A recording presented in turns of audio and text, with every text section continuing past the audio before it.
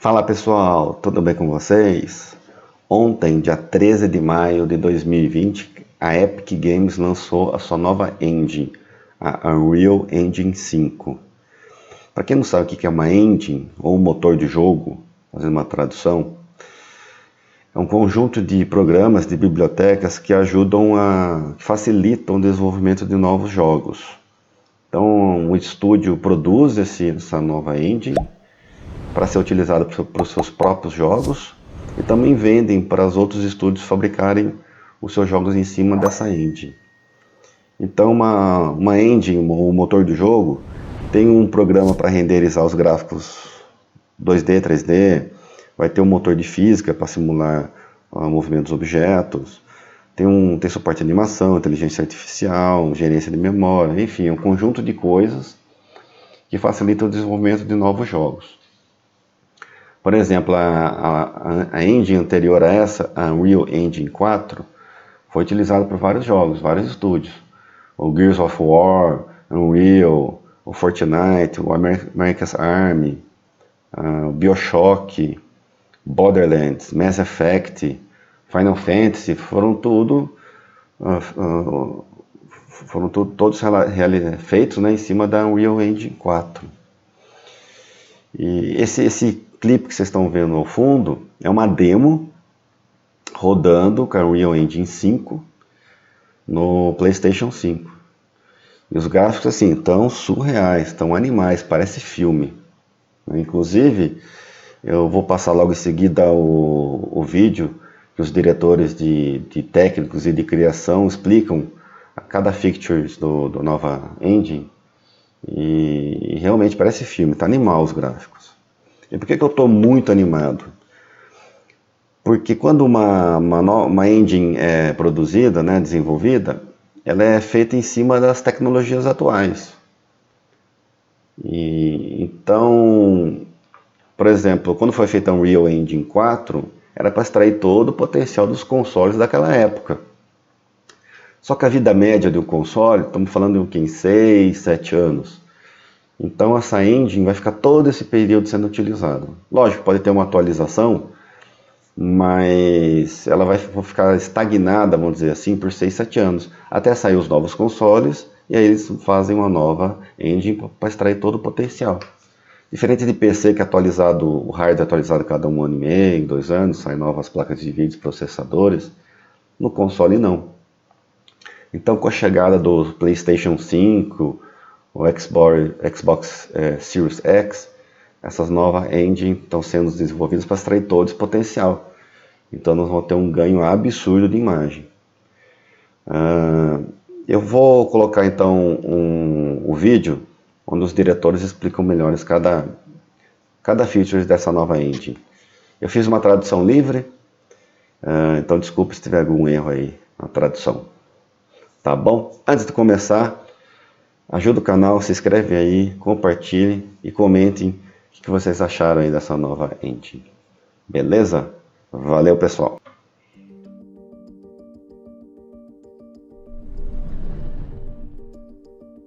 Hello, I'm Brian Karras, Technical Director of Graphics here at Epic Games.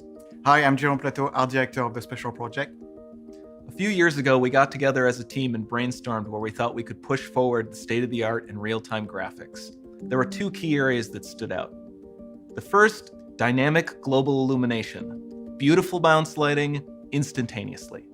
I don't have to be constrained to do a game where the world has to be static, and I'm able to iterate a lot faster. And we call this new system Lumen. And we're about to show you what it is capable of. But first, there was another area that we thought we could push forward. Truly virtualized geometry. The artist wouldn't have to be concerned over poly counts, draw calls, or memory. We could directly use film quality assets and bring them straight into the engine.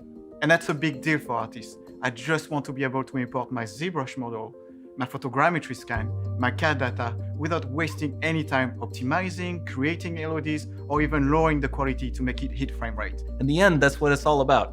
Art that just works. And we call this new technology Nanite.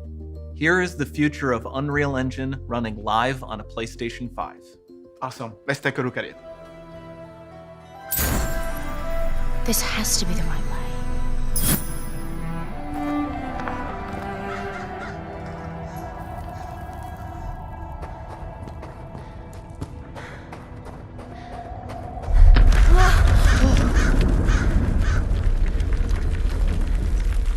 Before we continue, let's stop a moment and take a look at some of the key features of this demo.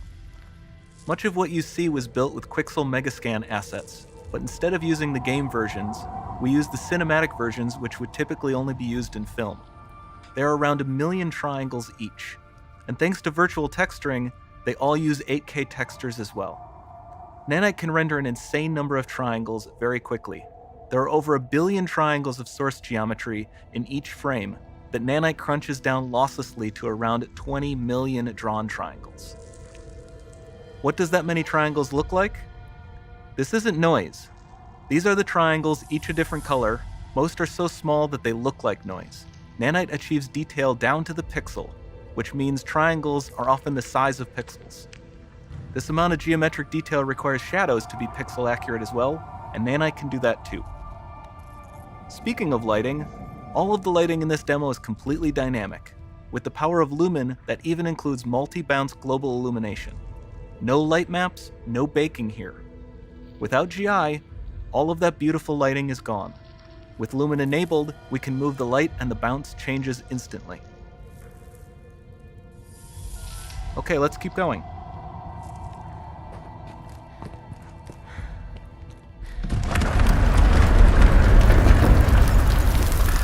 We've made some great additions to our audio system as well. Convolution reverb allows us to measure reverberation characteristics of real spaces, like actual caves that we sampled, and reproduce them in virtual spaces. Sound field rendering allows us to record and playback spatialized audio.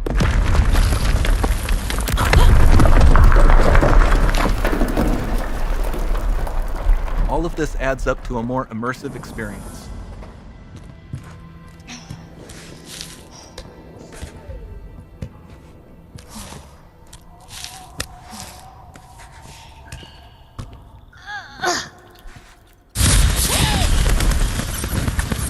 This swarm of bats was created with our Niagara effects system. Particles in Niagara can now talk to one another and understand their environment like never before.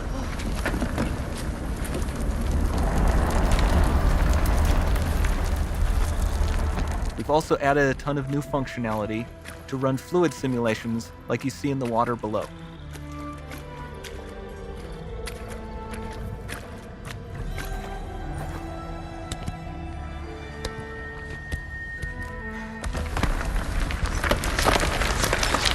The demo runs on our chaos physics system. Here we are using it to accurately simulate the rigid bodies of the falling rocks and the cloth of her scarf.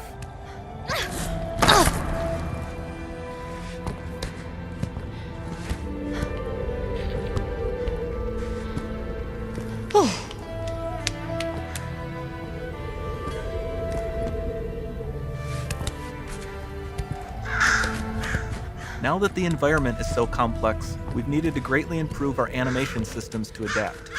We've added predictive foot placement and motion warping, which dynamically modifies IK and body position to look more natural. For the character to more realistically interact with the environment, we've added the ability to trigger seamless contextual animation events, like her hand on the door. That's promising.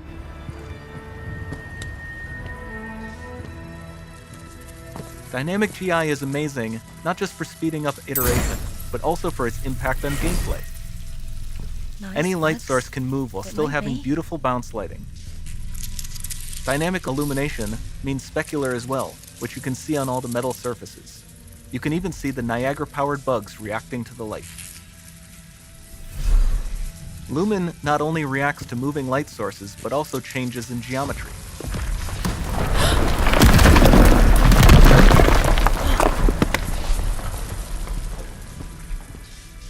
Remember we mentioned high poly assets? This statue was imported directly from ZBrush and is more than 33 million triangles. No baking of normal maps, no authored LODs.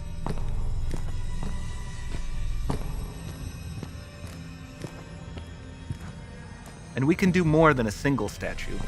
There are nearly 500 of that exact statue at the same detail level placed in this room, for a total of over 16 billion triangles from statues alone. Over this entire demo, there are hundreds of billions of triangles.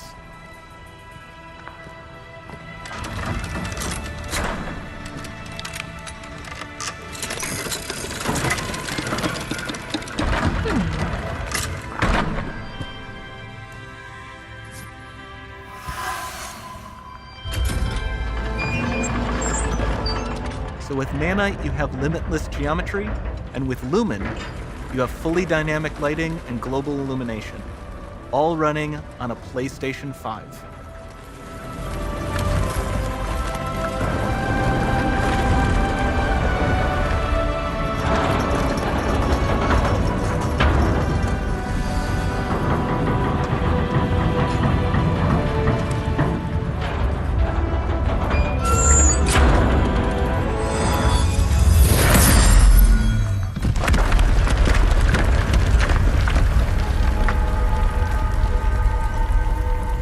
There's not much time left.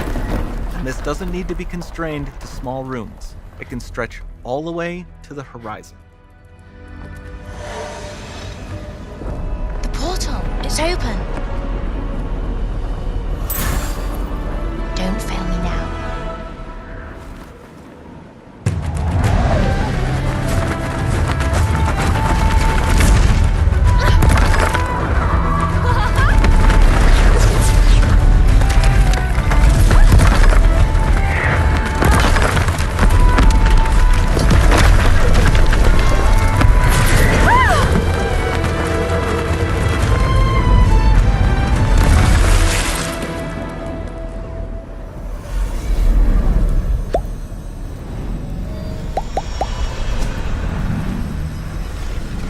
It's time to see what's next.